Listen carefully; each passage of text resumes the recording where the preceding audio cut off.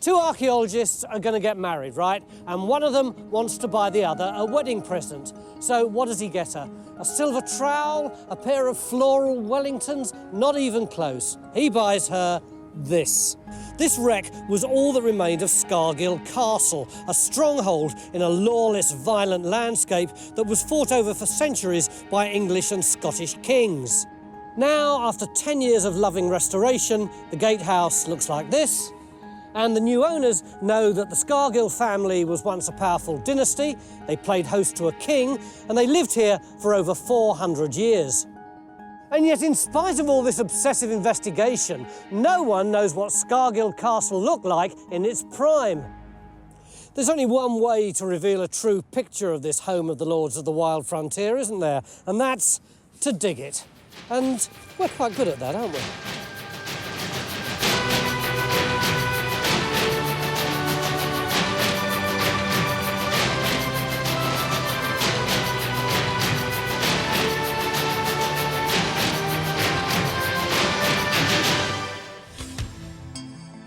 For centuries, Skargill sat on the tip of the North Riding of Yorkshire before boundary changes moved it into the County of Durham.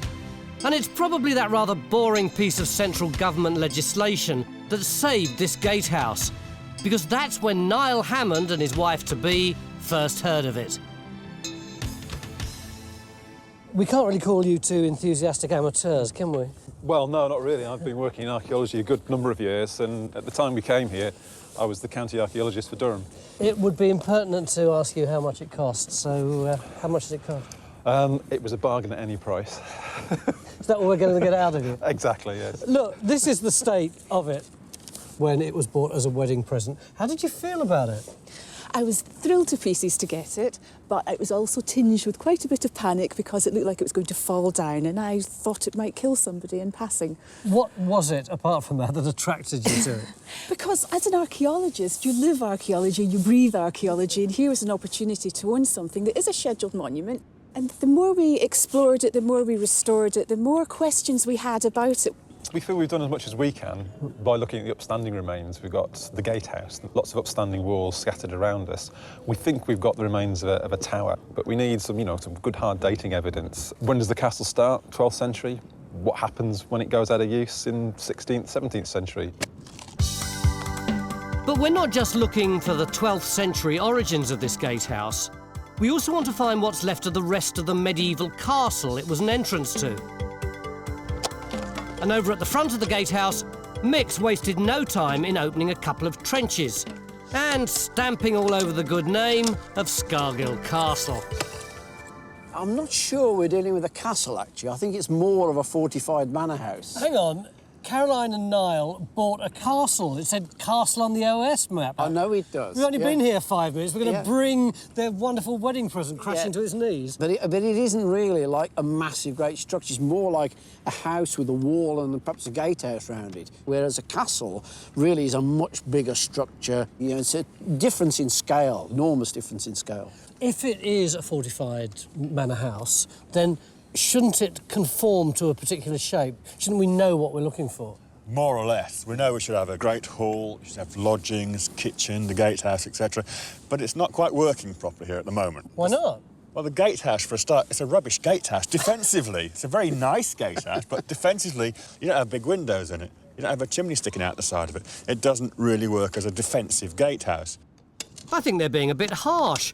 Lots of manor houses have been called castles over the centuries, and it certainly doesn't make Skargill any less of an intriguing target, because the trenches Mick has put in suggest we're looking at a substantial complex that survived here for centuries. It is a conundrum, this place, and these two trenches are a good example. You see the top there, there's a wall comes off the gatehouse, running across this bank here. But just in front of it, about 2 or 3 metres in front of it, there are the foundations of another wall, sort of parallel with it, but about 3 feet away, and a much more massive wall. So clearly that's not right. One of those must be earlier than the other one.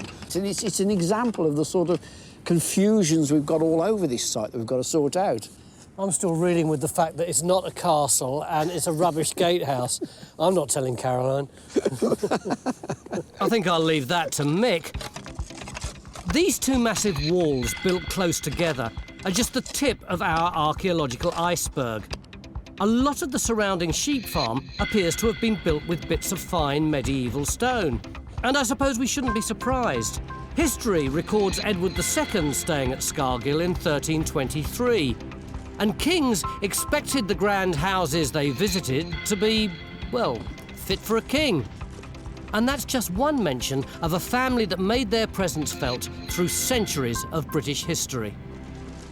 I've had a quick look at the Victoria County history, and it's got an immense list of people de Skargill, with footnotes showing that they turn up in the pipe rolls and in the close rolls and in the charters and so on. So there's lots to get your teeth into there. But the best earliest reference is 1171, when we've got Warren de Skargill working for the king. He's the kind of project manager on the king's refurbishment of Bowes Castle, which is just a few miles away. I love the idea of a Skargill being the king's man, because as soon as you say Skargill to me, who do I think of? The legendary Arthur Skargill urging his miners to stand up against the government and the police. You don't really think of him as a king's man, do you? I know, I wonder if you'd be horrified to think that he presumably is descended from the same group of toffs that held this place. But it would seem the archaeology on this site isn't confined to the 400 years that Arthur's ancestors were here, because Niall and Caroline's beloved gatehouse isn't as medieval as it looks. Really impressive gatehouse, beautiful new gates installed by Caroline and Niall. But when you go inside, you can't get out the other end. It's blocked off by a huge wall. That's because we think in the 19th century it was reused as farm labourers' cottages, so this makes it into a room essentially. There are a lot of other puzzles. For example, it looks like the only place to hang the gates is halfway in, which is a very thoughtful gesture towards anyone attacking it to keep them out of the rain. Richard, what's your first thoughts, having had a look at this place now? It's a rubbish gatehouse. Defensively. It's just insults from everyone. At this rate, this is going to be the first one-day time team we ever do. As you say, it's got no sign at all of having gates at either end of it, and only bank slab in the middle. Yeah. It implies it's not built for proper defence. It's built as a status symbol of some description. It's built to impress. And the timbers along the roof, as you can see, they're quite highly decorated, which again seems an odd thing to do if you're just a defensible structure. Have you got a date for this building? Yes, we got a dendro date of about 1560, which is quite interesting. Yeah, because isn't that after the Skargills have stopped living here? Exactly. The Skargill line has died out, but there seems to be this massive investment in building this structure. And the gatehouse may not be the only Tudor building on the site. I mean, obviously this looks like a fireplace to me. Yeah, that's the fireplace, all right. Because in the farmyard behind it is something that looks like it was built after the Skargills died out. So, but it looks like it's actually a Tudor arch, because it's quite shallow. You can see it coming up here, beginning, but it's going at that kind of angle. So it's 16th century, something like that. I think if we put a trench through, we should see any earlier walls and features, shouldn't we? Well, that's it. So our third trench goes in over what looks like another later Tudor building. This may seem a bit perverse, considering that we want to find the remains of the medieval Skargill manor. We'd rather come a bit this way rather than go too far that way. But it does make archaeological sense. Manor houses were laid out to a basic pattern. And even though they may have been rebuilt over the centuries, a number of key buildings, such as the gatehouse and the Great Hall, would remain in roughly the same place. We suspect the medieval gatehouse is directly under the Tudor version, so unfortunately that's out of bounds. Hey Phil, we've got a plaster up against this wall. Oh, that's the first discovery. That's nice. Beautiful. But if there's a medieval hall to be found here, there's a very good chance it's under this exquisite piece of Tudor architecture. Ah! Got the fire still, look. That's cool. I want one of these at home. Hope you Well, have. actually, I wouldn't fit it in, actually. Lunchtime day one, and while the archaeologists are beavering away outside, I'm up here in the incident room. And I have to say that as incident rooms go, this has got to be one of the strangest and most exhausting of the lot. We've got graphics and maps up the top. On the palatial ground floor, geophys are beavering away, and in the middle, basking in the warmth of this fire, which on a day as freezing as today is a very welcome relief, are all the documents and our history team. So, Helen, I can see you've got a big black book with the words Doomsday and Book on the spine. Does that mean that Skargill's mentioned in it? It is, but incredibly briefly, and it's quite hard to understand. It says that Skargill is worth 3 carucates. What's a caracate? A carucate's as much land as a team of 8 oxen could plough in the course of a year. But they weren't ploughing at that time because it also says that the land is waste. So when does the name of the Skargill family start appearing? We've got a definite Warren de Skargill in the 1170s, and from then on, they run right through this family until Tudor times, when they end up with 2 daughters, one of whom marries into another family, the Tunstall family, and Skargill then moves into a different dynasty. What about the place itself? Do you have a plan for it? No, we are finding it incredibly hard to find out any details about this actual place. So it's going to really be the archaeology that helps us to get the clues to build up what it might have looked like. So now we're attacking the site from 2 directions, with the history starting at the origins of Skargill and moving forward through the centuries. Agnes, killed by accident at Richmond, splashed with boiling lead and died 8 days after. Poor thing. And the archaeologists, beginning with the last phase of building and moving back through time. Let's just hope they meet somewhere in the middle. Oh, looky, looky, looky. Anyway, we're off to a flying start in Trench 3. There it is. As Phil and Tracy have just hit the hearth of the Tudor fireplace. Oh, look at that. It shovels off nicely now. Look, shelling peas. We're also uncovering more of the substantial walls outside the gatehouse. We've got 12 on there. All of this is vital information for our graphic recreation of this site. And I pulled in 4 different manor house sites from different periods. So we've got 12th century, 13th, 14th. Now, as far as Richard and Raysan are concerned, all the archaeologists have to do is work out what walls belong to what period, and they can do the rest. It all seems so simple when you're sitting inside in front of a computer. Well, that fits quite nicely, doesn't it? Faye, you managed to sort out this trench yet? I think we have, actually. We've got the wall coming in here. Well, that's this here, is it? Yes. And presumably that's the same as that one there? Exactly. And we've also got the inside of a room, the surface coming in here. Is that what that flagstone is? I think so, yep. And then we've got another wall coming in here. Just there, that's been Yep. sort of rubbed out, is it? Hang on, if you've got a wall there, Yep. and we've got a wall here, it's a pretty thin room, isn't it? Possibly, it could be a very little room for little people. Another thing, if this is our wall here, why has it got just one window right up the top of it? I don't know. Faye, I asked you whether you'd begun to sort this trench out I yet. have done. The real answer is no, isn't it? I found the wall. That's what you told me to look for. Well, if the room really is this small, you could find me the loo. We've got the bath already. You have? What a fine archaeologist. Phil, I just hear constant happy rumblings from this end of the trench. You always hear satisfied rumblings from me, Mick. How about this? This is the gem, this Tudor fireplace. Yeah, it's looking really nice. Oh, And crikey, you've actually got the sort of threshold at the front of it now. And you've got some finds out of the ashy stuff, haven't you? we are, yep. We've actually got window glass. Great. But the major advance in this trench here is this whacking great wall here.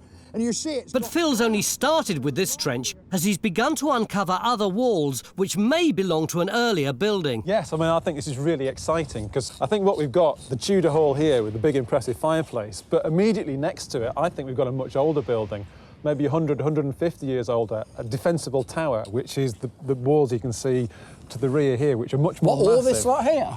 Yeah, so if you were anyone of substance in the border counties in the 14th and 15th centuries, you'd have had a defensible tower. You're thinking this might be medieval rather than Tudor then? Fingers crossed, this should be medieval. Niall's theory that there may be an earlier tower here is based on the thick lower walls in some of the sheep pens. And now, thanks to Phil's work and the latest geophys, it would seem he may be right. It looks as if there's a big corner of a wall or something in there, look. We need an area opened up in here to test that out. Well, we don't need a separate hole, Mick. Why don't we just link the two together and make it one big hole? Fine. Shouting at me again. Finding evidence of a medieval defensive tower would be fantastic. This part of Britain was raided, attacked and fought over for centuries as the English and Scots battled for control. And the family living at Skargill would have been well aware of the threat of incursion. In that year, this is 1318, not long after Easter, the Scots burnt the town of Northallerton of the church and the surrounding countryside. Wasting and spoiling the land, they reached Bolton Abbey and looted it. That's a long way south, isn't it? And have you seen this picture of Victor's? It's splendid, It's isn't fantastic, isn't it? I mean, that looks like our manor house up there, and They're dragging a poor cow with them. It's said that they would kill cows and boil up the meat in the hide of the cow. Oh, golly. Yes, I suppose cows represented wealth, didn't they? And food. Yes. Is that stone or pot, Matt? Looks like a bit of pot, a bit of green glaze there. So what sort of period's that? I would say that's late medieval, kind of 1400 maybe. So that makes that quite an old wall. Back out at the gatehouse, the trenches are continuing to produce big, substantial walls. And they certainly seem chunky enough to withstand a medieval Scottish attack. You see these big stones here, here, and here. So it's coming down there, and then they go off this way. So you're actually looking at a corner of a wall, which is why you don't see it coming all the way down here. How does that tie into the walls around Faze Trench? Well, if you look just to the north of Faze Trench, there's a small line of face stones just sticking out from the grass. Yeah. The line of that follows exactly down here, lines up with this edge here. Looks like a pretty big building. Yeah, it would be huge, actually. But you don't know yet how that ties in with the gatehouse? Not yet. That's one of the problems with big chunky walls. They can be almost impossible to date by themselves. What we need are finds or architectural styles we can date. So we're now extending our geophys survey in the hope we may find some likely targets to get us that evidence.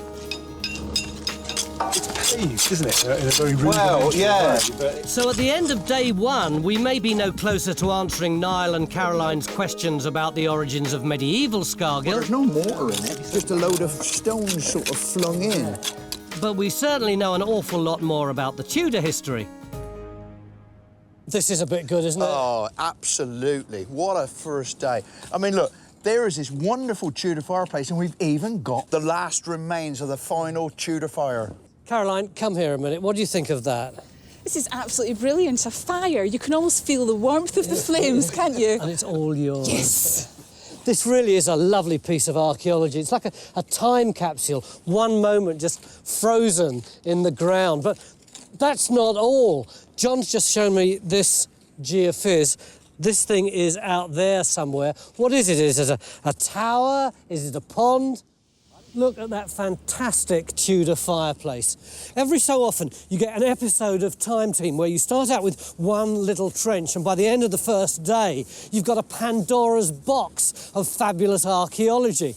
This is Skargill Castle in County Durham, and in addition to the fireplace, over here you've got echoes of the medieval manor house which was once on this site. And look at this geophys. Last night, this mysterious circular structure appeared somewhere over there.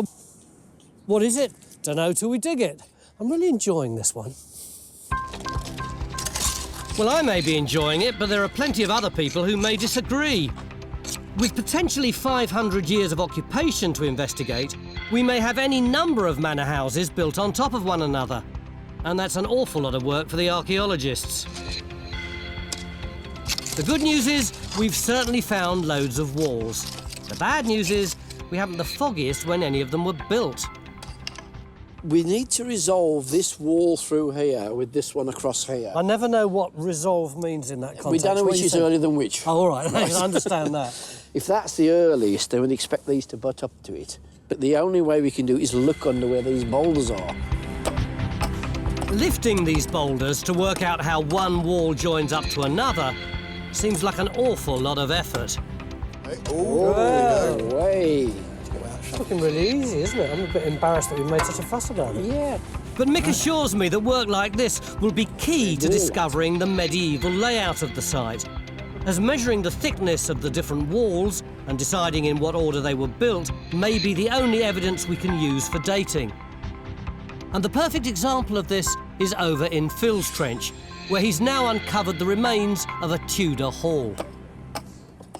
Fantastic flagstones. I know, it's hard to believe that we thought they'd been ripped out and reused somewhere else, but we've got this superb floor, and what we've actually got here is much, much more detail. Now, we've got what look like Tudor bricks. They are actually earlier than the plaster, so the plaster is sitting on top of them. And this plaster becomes absolutely crucial because it does come all the way around here. All the plastered walls surrounding our magnificent Tudor fireplace measure just over 1 metre in width. But what's got Phil really excited is that he's discovered they're built on top of an earlier, much thicker wall. What you're standing on, we think here, is probably a block doorway. So this entrance was here before the Tudor building? Exactly. Hang on a minute. Is this the thickest wall I've seen in many a long day? You notice. What are you doing there, Helen?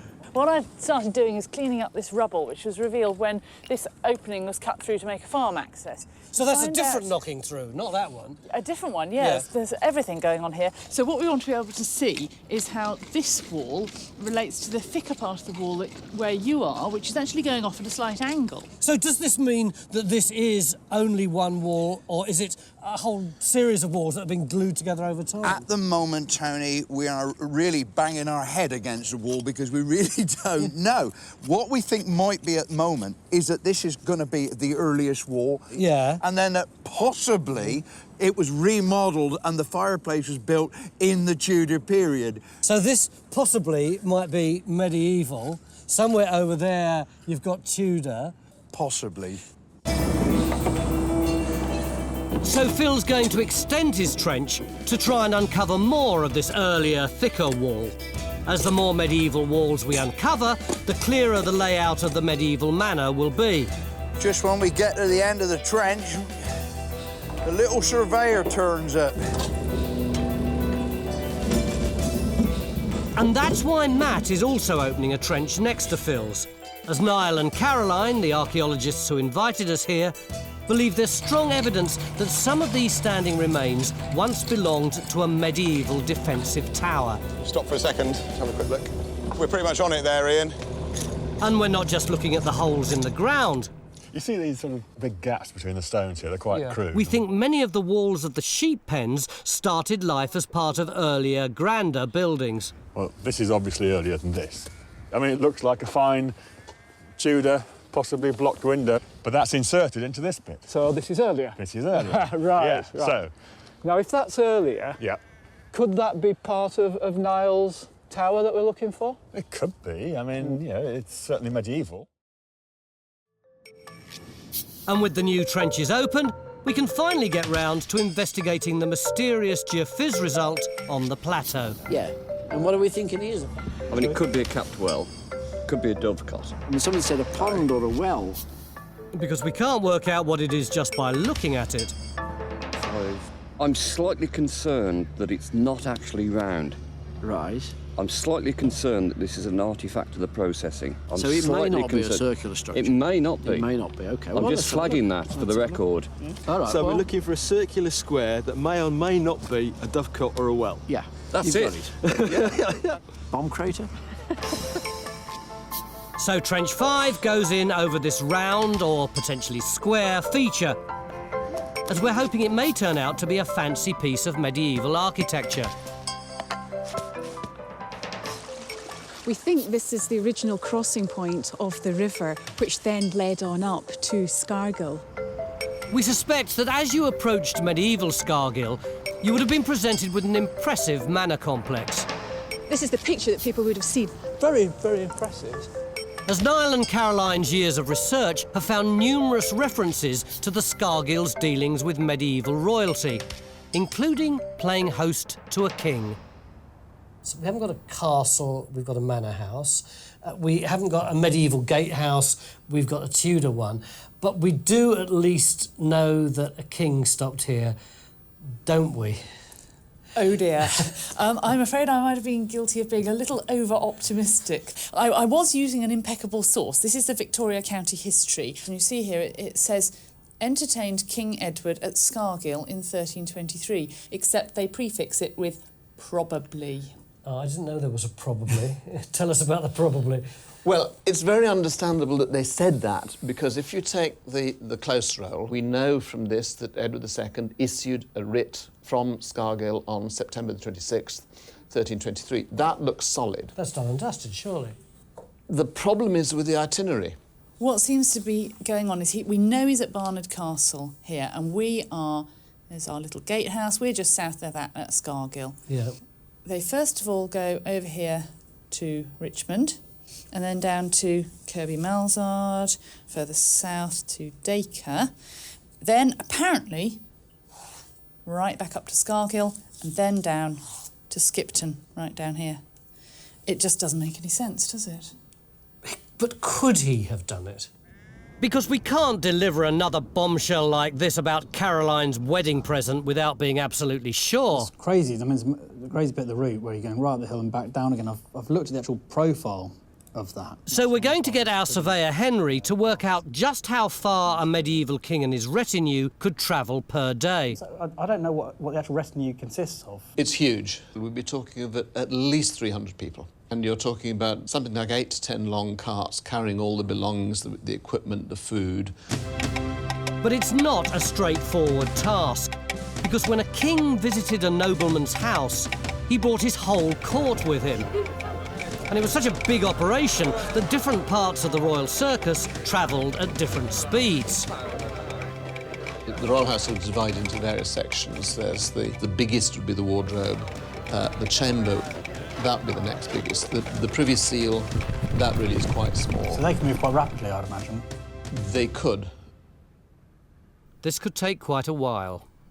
You step back and you've got this massive wall here, which, as you can see, is clearly a continuation of the wall in the trench behind me there. Back on site, and oblivious to the doubts being cast on Skargill's medieval history, Niall thinks we may have uncovered another pre-Tudor building. Yeah, I mean, that fits in very well with what will be the south wall of the Tudor hall with a big fireplace. But it's only maybe about 90 centimetres. This wall over here, though, this is about 1 metre 40. This is probably earlier, probably medieval. Now, we've got a nice finished face here, so hopefully this is a doorway, and then the wall should continue. Now, if it does, your wall running through here should have a relationship with it, which will give us a dating.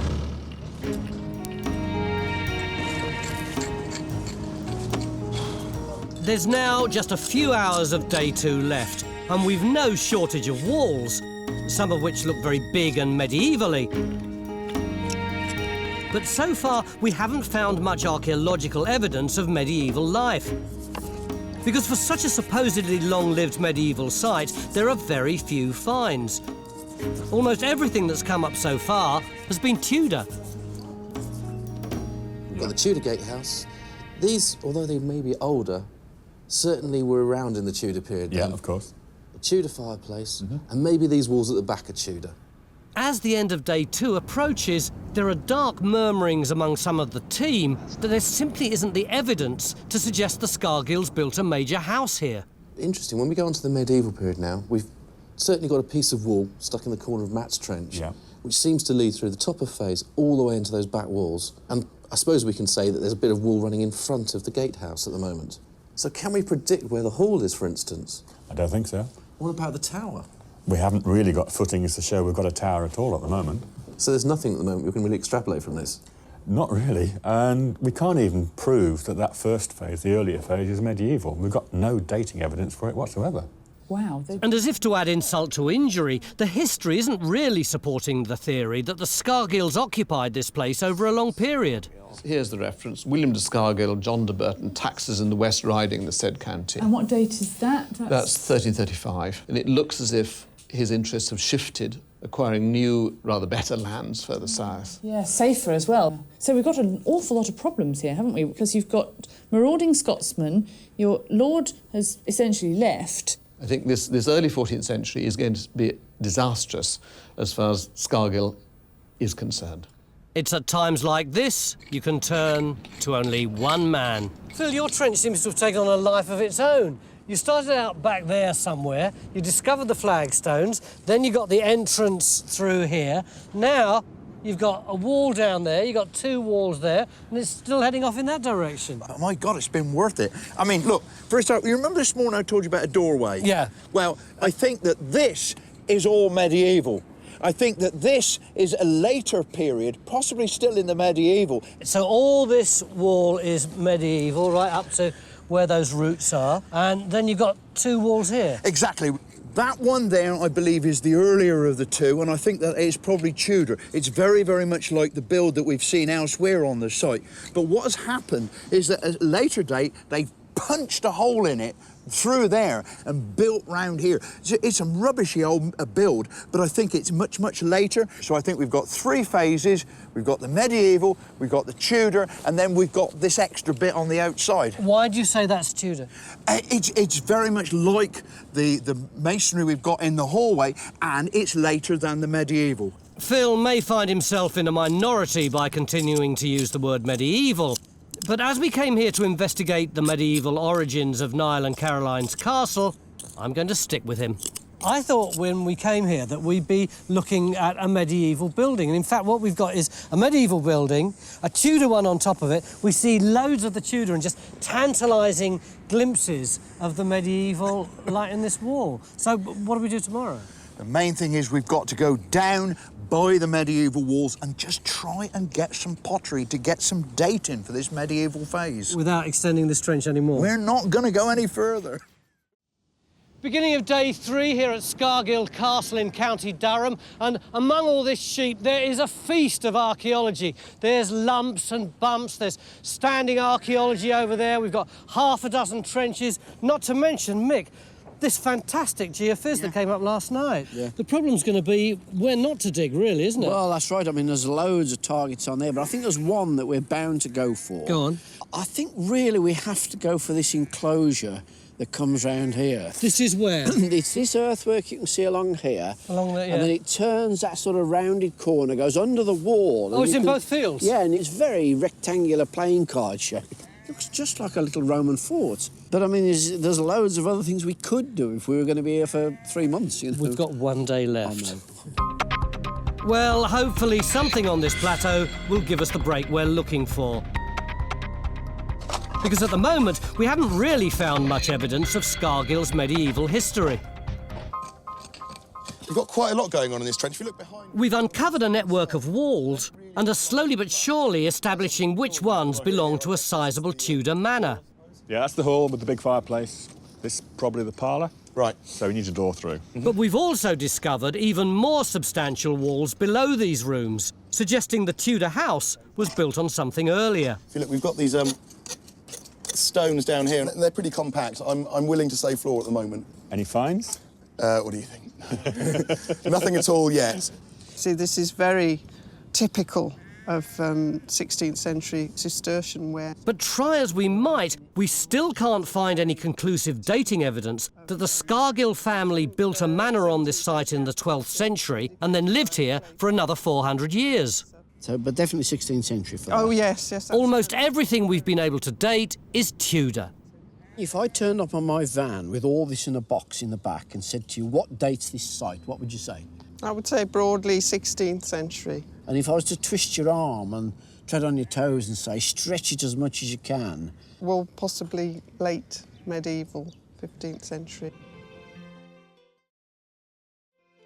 Any feature we can positively date to the medieval period will make a massive difference to this dig. Yesterday, we had high hopes for the trench we put in the plateau over this intriguing circular feature. Could it be full of pieces of lovely, dateable pottery or coins? It's a big hole in the ground and somebody's put a cow in it. Look, there's the shoulder blades, there's both sides of the ribs, and then you've got the head out that way, legs out that way, and the tail around the back. Ah. It's a big depression or a pond or something that's just been filled in with stones. Depression's the right word, isn't it, Stuart? We thought we might have something interesting like a dovecot here, and we've got a dead cow. Well, not really. I mean, what it's done, it's led us to investigate this area up here.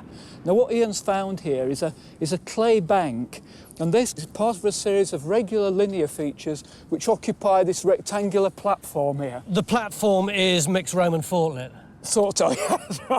What this platform actually is a barmkin. What's a barmkin? It's an enclosure, a rectangular enclosure that get attached to a medieval fortified house. So you do think that there was a medieval structure here at some time? Oh, almost certainly at some point, yeah. And we wouldn't have known that, would we, if it hadn't been for Daisy? Thank you for your sacrifice, Daisy. At last, some support for the owners, Niall and Caroline's view that Skargill Castle was indeed once the site of a defended medieval manor. I hear you've got something like a pumpkin or a bumpkin or something on the site. What's this all about? A bumpkin. A barmkin. A barmkin. Right, what's that then? Well, it's a term used in Scotland mostly and in northern England. Inside it, we'd expect to find sheds, workshops, that kind of thing. And would it have had a wall around it at the time? I think almost certainly, because it's a fairly lawless territory here to some extent. Yeah. It's wild. Yeah. And it's some way you can bring the animals in as well and give them protection. So I'd expect to see a stone wall around this thing, right. Yeah. But as day 3 progresses, all our work in the trenches and the incident room seems to debunk the medieval history of this site. That's the route. I thought that was going to be the county boundary. Well, it gets even more crazy when you look at the route from Skargill back to Skipton.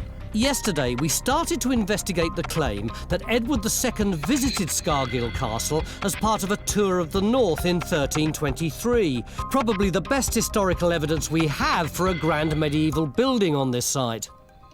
How far is that? That's over 80 miles. How far would the royal retinue have been able to go in a day? I think you'd expect 10 miles or so. What about if it is just the king essentially nipping off on his own? I think he might manage 20, perhaps even 30 miles a day, but no more than that. And how many days have we got for him to make his way up to Skargill and back? He left Dacre on the 24th. The next date we've got is Skargill the 26th. So that's completely impossible. This is totally and completely impossible. It just could not happen. This is devastating news. And what's worse, the work the team have done has identified another stronger candidate for the medieval Skargill Castle. 1359, we've got a reference to our castle of Skargill in Havre Park.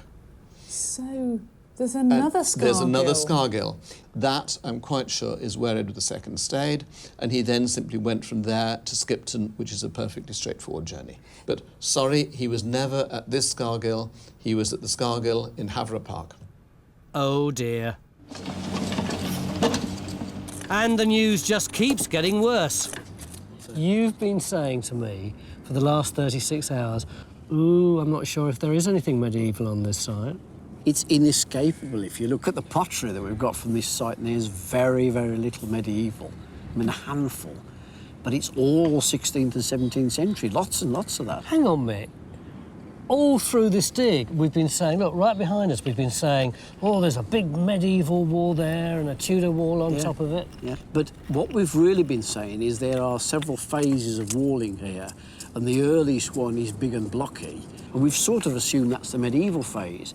Whereas actually, there's no reason why it all can't be 16th or 17th century. We've got no pottery indicating anything else. So the walls that we've been calling medieval could be early Tudor walls, and the stuff we've been calling Tudor is late Tudor. I think so. I don't see why it all shouldn't take place in the 16th and 17th century with nothing earlier. Suppose you're wrong. Unlikely, I grant you. No, I may well be. I may well be. But the sheer small quantities of medieval pottery makes me very, very wary. I just don't think it's here.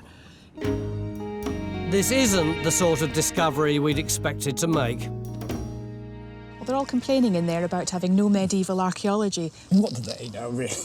But some of the team are determined to rescue the medieval heritage of Caroline's wedding present.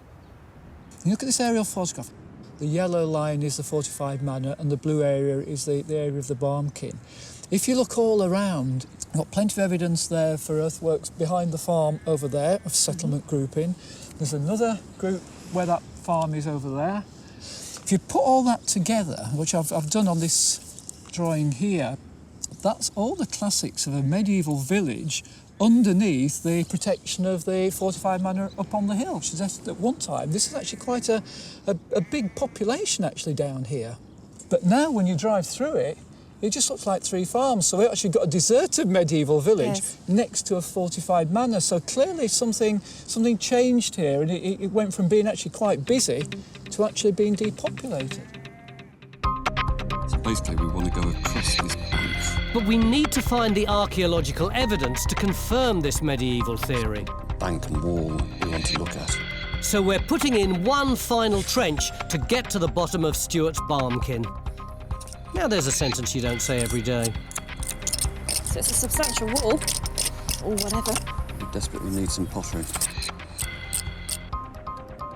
It's 3 o'clock, day 3, and Mick's just announced that we've only got 2 hours left to find datable evidence. So everyone's redoubled their efforts to look for pieces of pot, particularly Phil, who, after categorically, definitely announcing that he wasn't going to extend his trench anymore, has just extended his trench again.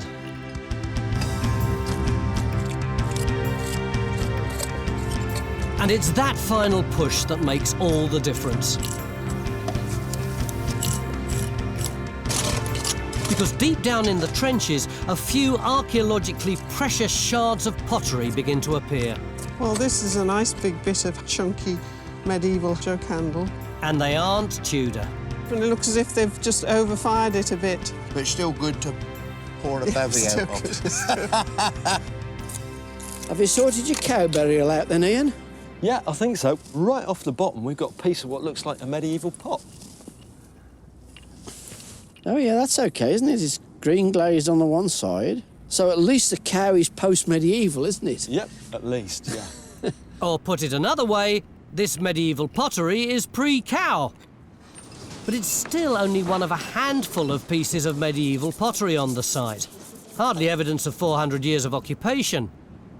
And Helen thinks she knows why. I've brought out these 13th century finds because I think that they're illustrating the earliest part of the site that we can see so far. And it fits in incredibly well with the historical context because our first recorded person here, Warren de Skargill, is recorded in 1170. He seems to be the kind of founder of our dynasty. But only about 90 years later, a de Skargill marries a de Stapleton and moves away to the West Riding. And so we've got this enormous hiatus from about 1260 to about 1530. 1530 odd, we get Mary, who's she's a Skargill, but she marries a Tunstall, and she's the first female heir after the male line dies out. For some reason, she comes back and she lives here. She's buried in Barningham Church, and people are living here right up till, 1671. So the finds mirror the history really well. Do you buy that now? Yeah, I think I do. I mean, the picture's changed a lot in the last couple of hours. We've now got this 13th century pottery that goes that earlier phase. So you've swallowed your doubts now, doubter boy? Yeah. Fairly clearly now there's something either on the site or very nearby that's producing this material. We've got our medieval period. At last, this perplexing site is beginning to make sense. That looks like a really good deep garden soil. Anything come out of it? Yes, just a couple of pieces of pottery. Medieval pottery, actually. And over in the last-ditch Barmkin Trench, we may indeed just have established that the medieval activity was based here on the plateau. That's absolutely fantastic, because if they're 13th, 14th century pottery out of this soil against this wall, then that's got to be medieval in date. So, I mean, that seems absolute confirmation that this wall is a wall that goes round this platform, which has seemingly been called a pumpkin boundary, a bumpkin boundary, but in reality it's a barmkin, a wall going round the edge. So it may be a bit of a stupid name, but this wall confirms Stuart's hunch that this plateau is a barmkin, the outer enclosure of a defended medieval manor house. Right at the bottom of that wall, we found a 14th century sherd of pottery. It is the best piece of dating evidence you could possibly have. But can we finally convince Mick that there was a medieval manor house inside it? It means that this wall must be, at the very least, 14th century. You see, it comes along and actually turns here and we've actually found that the wall continues through here. And in there, we've got a plastered room with a lovely cobbled floor. Then, when the Tudor period come along, what do? They built their Tudor fireplace on top of the medieval building, and they did the same thing there. What do you reckon this medieval wall actually is, Mick? I think what we're looking at is some sort of medieval tower house, so like a mini keep or something like that, rather than anything else. Excuse me, is this the Professor McAston who 3 hours ago told me there wasn't anything medieval on this site? Well, we didn't have the evidence then, did we? No, he's just told us they found it. And that crucial piece of evidence means the features in the other trenches fall into place. Well, remember this morning we thought we might have one side of a door there? Yeah. There's the other side of it in there. Blocked up, though. And more importantly, it means Caroline and Niall's conviction that medieval Skargill Castle or manor did exist is totally vindicated. This wall here, 1.5 metres, that's good stonking masonry. It's the sort of thing you expect from a medieval building. Yeah. And hopefully this is another entrance, perhaps a grand, quite formal entrance, running through to a paved area here. Yeah, so what does that give us in terms of structure? I think we've got a very large medieval building. These footings are good quality masonry. Yeah. I'd like to think it's a medieval hall, perhaps of a family who was slightly on the up at the time. The massive walls of the Skargill Manor would have dominated this landscape in the 12th and 13th century, with a tower and gatehouse overlooking a vibrant and productive rural community. But thanks to the archaeological and historical evidence we've discovered, we know it was short-lived. The manor was abandoned, becoming a forlorn, run-down outpost of a family who'd moved to a richer environment further south. But this ancestral home was reborn and rebuilt as a grand Tudor manor, including a new gatehouse that has now survived for over 400 years. It's rather apt that a present from one archaeologist to another has also given our team one of its most rewarding digs, even if it was a bit of a roller coaster ride. Do you remember 3 days ago, the three of us were standing in that sheep pen and you said, oh, we think the medieval hall is here. And surprise, surprise, there was a medieval hall. How are you feeling? It's absolutely brilliant news. What a marvellous present to be given, something that's been around for so long. Yeah, a pretty dodgy wedding present, but we made it good for you, Niall. You did indeed. A dodgy present, but it's got solid foundations.